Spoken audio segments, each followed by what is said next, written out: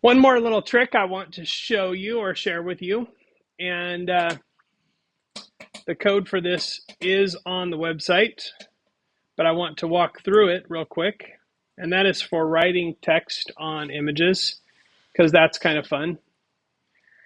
It does require two additional pillow modules, image draw and image font.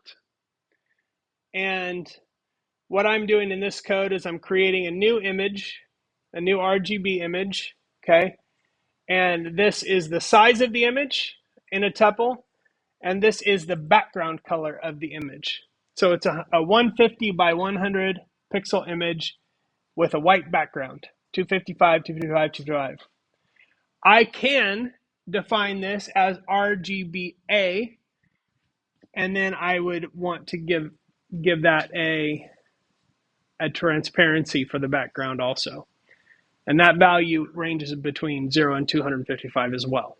So a fully transparent background is 0, and a fully visible background with no transparency is 255.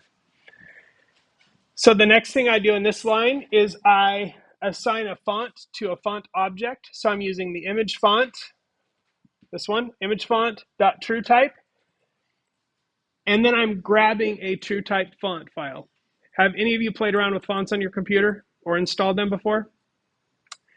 You can get a million different true type fonts, TTF. Those are scalable fonts. You can download them for free online, or you can find them in your system folder under fonts. The same fonts that your computer uses. Impact is the one that is commonly used for a lot of memes for writing on them. So I just grabbed that one real quick.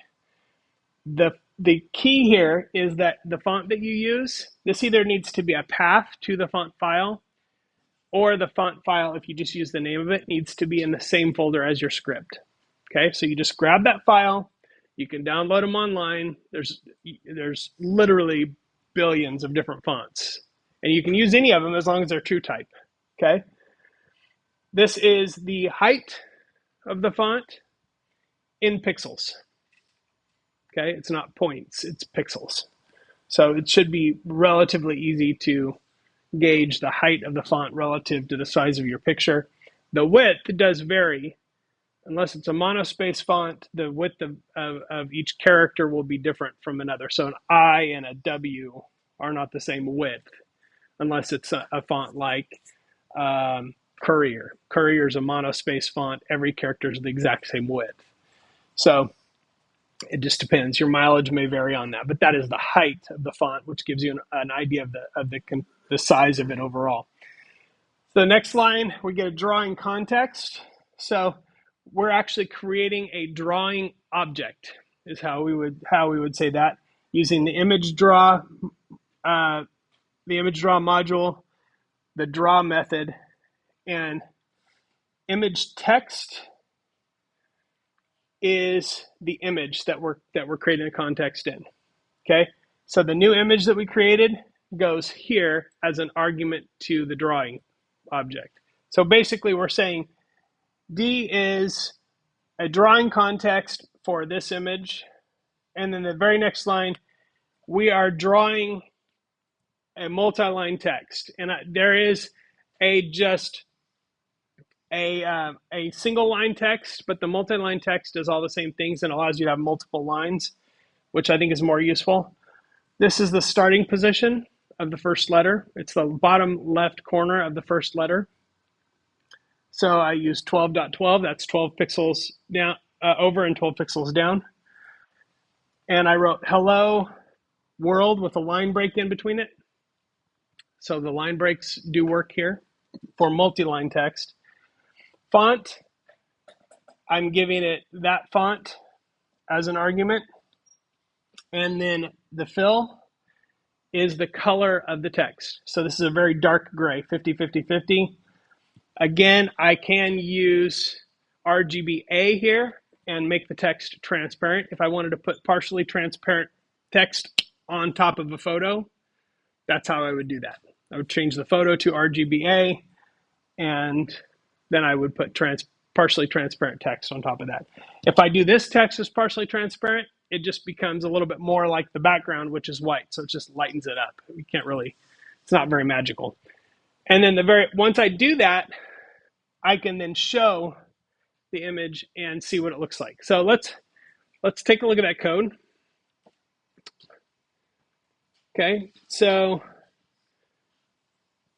same basic thing here. But when I run that, then I get a square white image with RGB RGB color model and text. And just to show you where some of these things come into play, if I wanted to change it to red text, I would change this color. And the text is red.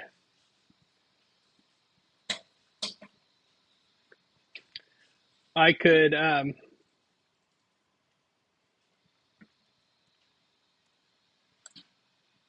somebody's fan about to die there. I think it's on cutting grass outside. Is that what it is? Sounds like it, it's not like an animal. Oh, fun. Lucky us. All right, so I can do like black text with a red shadow. There's no shadow thing. All I did was I just drew another of the same text and I moved it up and over 3 pixels so that it had that effect to it.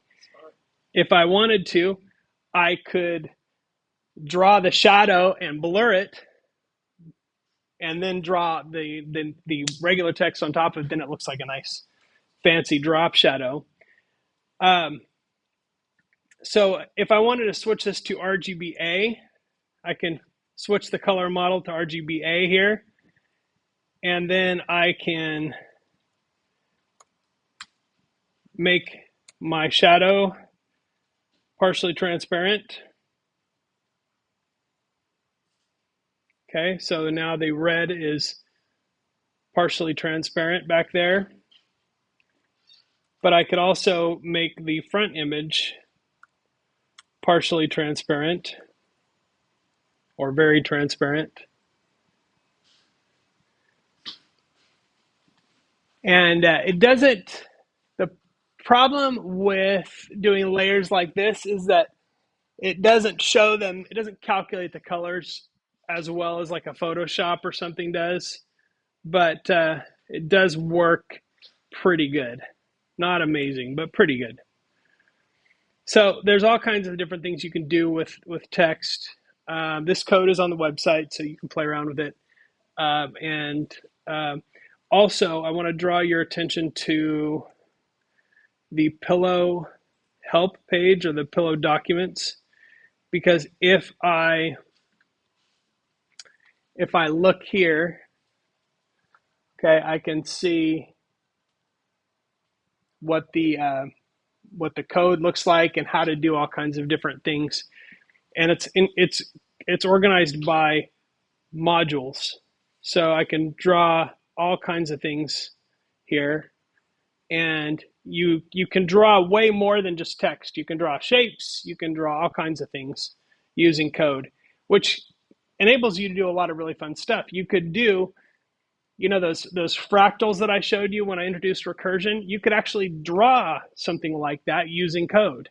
So there's some really cool stuff that you can do using the Pillow, and that website is actually pretty helpful and not too hard to understand. So I highly recommend that.